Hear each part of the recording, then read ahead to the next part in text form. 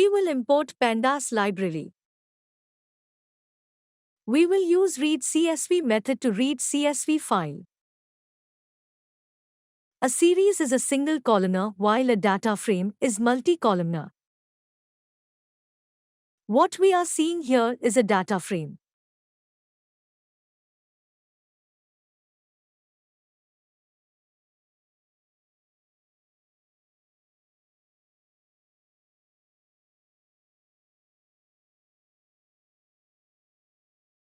We can enter the argument use columns to enter a single column.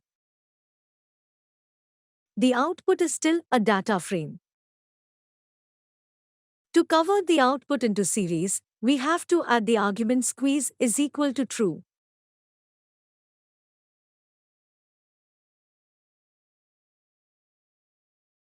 Now this is a series. We will not be able to work on a series object till it's saved in a reference variable. We have seen how to read a CSV file using pd.read_CSV command.